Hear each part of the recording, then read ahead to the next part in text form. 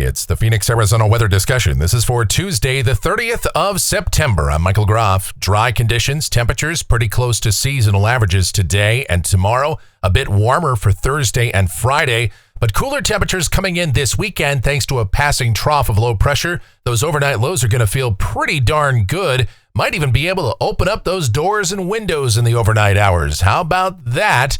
As a little taste of fall comes on in. As we move into next week, quite a bit of forecast uncertainty comes in. We'll get into all of that. Plus, of course, we'll take a look at the tropics and see what else is going on in the weather world as well as we dive on in just a moment. Hey everyone, it's Michael Groff here to talk to you about your roof. With all the extreme weather we have in Arizona, you need a name you can trust, and that's why you should call Blackstone Roofing Group for all of your roofing needs. Call for your free inspection today. Big or small, they do it all.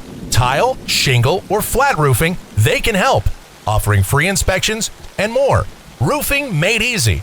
Call 602-536-9363 or visit blackstoneroofinggroup.com to schedule your free inspection today. And if you tell them Michael Groff sent you, they'll take $500 off the price of your roof replacement. Again, that's 602-536-9363 or blackstoneroofinggroup.com. All right, let's get into it here. Taking a look at the almanac from yesterday, 94 degrees was the afternoon high, 72 the morning low. Those are 2 degrees respectively below the averages of 96 and 74. 113 degrees, the record high from all the way back last year. That was a September to remember, or maybe September to forget. I don't know how you forget that one. That was brutal. Looking outside right now here at 10:49 a.m. We've got sunny sky across the valley, 86 degrees at Sky Harbor. Dew point still hanging in there at 56, relative humidity 35%. The winds are light and the barometer is steady. Satellite picture out here across the west. The main storm track remains to the north of Arizona. The westerlies bringing those tail end of those troughs of low pressure across extreme northern Arizona, Utah, the Great Basin. And we'll see a few high clouds around, especially over the northern part of the state today. Some light breezes at times, but other than that, no real sensible weather for us. Temperatures pretty close to seasonal averages. The watch warning map, of course, off of the southeast coast of the U.S. The coastal waters there under hurricane warnings. That is due in part to Humberto as well as Imelda. They are both hurricanes. And there's Category 1 hurricanes out there. And of course, we'll talk about those in more detail in just a moment, but they will not be impacting directly the United States. However, some of the outer bands have brought some precipitation into parts of the southeast in recent days, as well as this morning and into the early afternoon hours. Further to the north and west, some wind advisories over parts of the Great Basin in the northwest, but things are otherwise fairly quiet around the U.S. Convective outlook, no organized areas of severe weather around the nation. All right, here's the tropics. Our twin hurricanes on the board. We've got Humberto and we've got Imelda. Humberto has really weakened dramatically over the last 48 hours. Remember, this was a Category 5. It's now just barely holding on as a Category 1. It is really starting to fall apart. Imelda has strengthened into a hurricane. First, this is Humberto, still top winds at 80 miles per hour, but the tropical storm force wind field's not expected to affect Bermuda, at least not from this system, but Imelda is a different story. This will track perhaps directly over Bermuda with top winds maybe around 90 to 100 miles per hour, so upper end Category 1 or Category 2 hurricane status as it moves across the island. Both of these systems will race out into the Atlantic. Humberto is going to become post-tropical within the next 12 to 24 hours, and Imelda will take a little longer than that, but pretty much the same result. Either way, no direct landfall for the United States East Coast. Rip currents, yes. Some of the outer bands of these systems are affecting the Carolinas, yes. But other than that, no serious impacts for the U.S., and that's good news. Someone in the comments yesterday said, could we go the entire hurricane season without a landfalling hurricane in the U.S.? I guess we'll have to see. But remember, we still have 2 more months of hurricane season. It does run through the 30th of November. In the East Pacific, we've got Tropical Storm Octave. And this system is just going to kind of do the hokey pokey out here, zigzagging around and not really going to impact our weather in any meaningful way.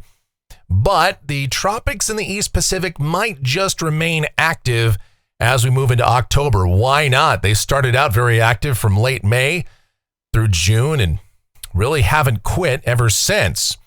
All right, closer to home, the precipitation outlook. This is valid through Tuesday morning of next week. Rain amounts in Phoenix, nothing statewide, basically nothing, as we will stay dry through this period. But what might be going on just beyond this period?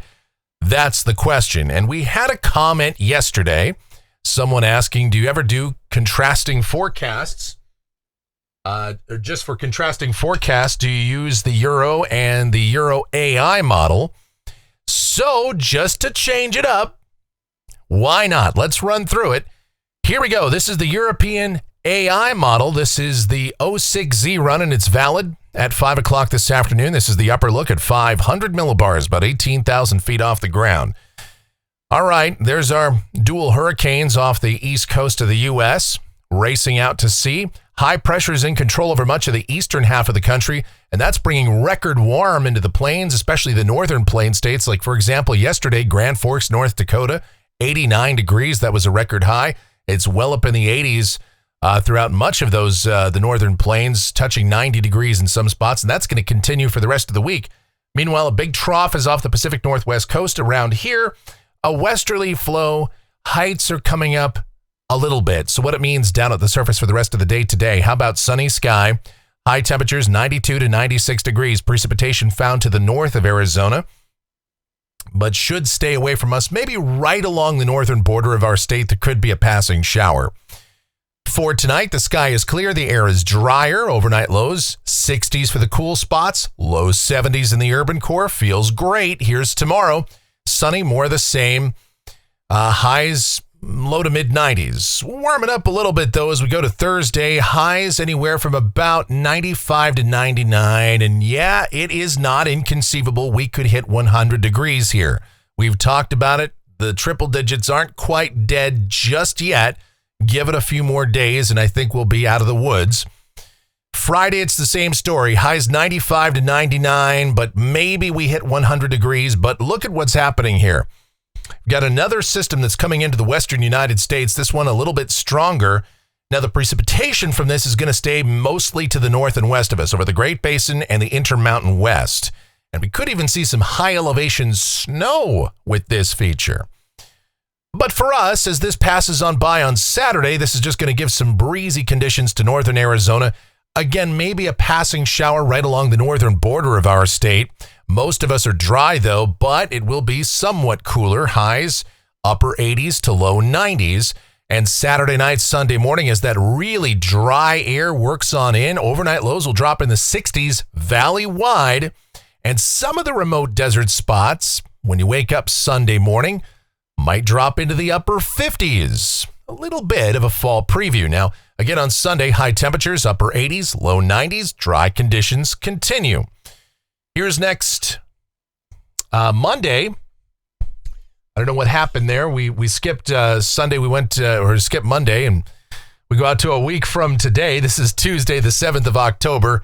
Oh, that graphics department. What are they doing? But next Monday, yeah, we'll see temperatures warm up a little bit back toward the low and middle 90s. This is Tuesday, the 7th of October. And we've got another little short wave coming into the Great Basin, and just to our north and west, southwesterly flow continues here. That looks dry with seasonal temperatures. This is Wednesday, October the 8th. And again, the Euro AI, look what it's got down there off the coast of Baja. It's got a tropical cyclone. Now, we have seen all of our global models at some point try to bring up yet another tropical cyclone somewhere off the Mexican coast. Some bring it out to sea, some move it up the west coast of Mexico, some fizzle it out. Let's see what the Euro AI does here.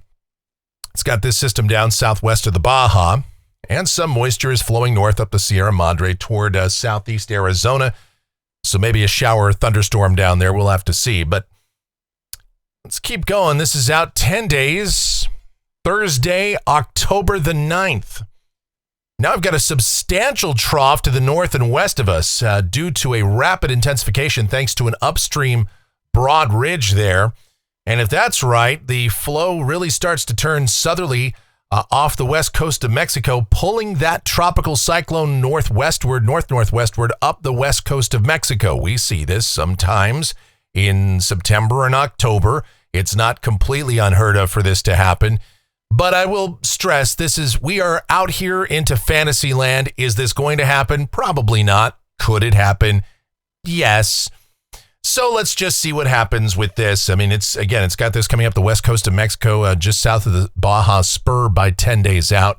And moisture would be coming up into Southern California and Arizona for an increase in shower and thunderstorm activity. If this verifies, this kind of has a little bit, just a tiny bit of a Rosa flavor. Remember Rosa, the hurricane that came up the west coast of Mexico and ultimately came into Arizona and dumped anywhere from 2 to 5 inches of rain over the desert southwest back on the 1st through 3rd of October of 2018, thanks in part to a very powerful trough that helped to pull that thing up here. And that's always a possibility. Now, just for fun, since we're in for a penny, in for a pound, right? So let's keep going. This is out to the following day, Friday, the 10th of October at 11 a.m. If this is right, this system crosses over into the Gulf of California, maybe still as a weak tropical storm, tropical depression. And look at all the rain that's coming up into Arizona at that time with that. And then at 5 o'clock that afternoon, the center of this system comes right toward Phoenix. That would be exciting. Now, again, is this going to happen? I would stress to you, probably not. It has happened before, and at some point in the future, it will happen again. Will it be with this system? Who knows?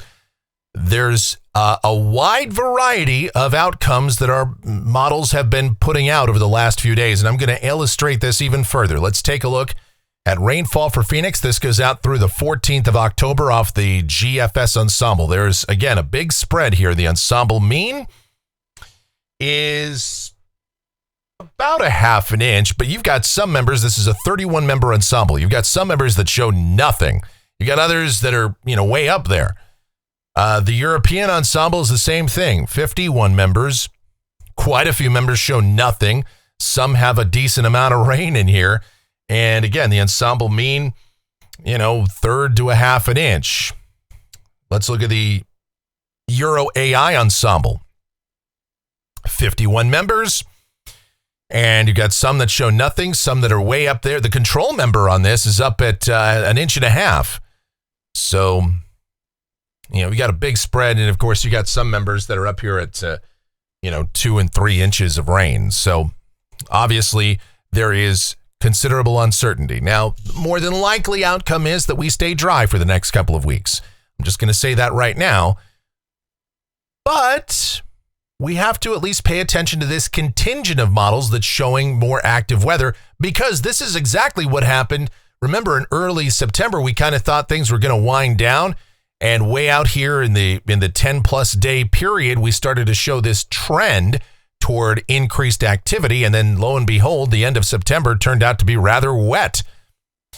And not saying that's going to happen again, but what do we do on these? We don't look at any specific model, right? What we look at are trends, and the trend from a contingent of models, maybe about 25% of these models, is to show an increase in precipitation out here at and beyond 10 days.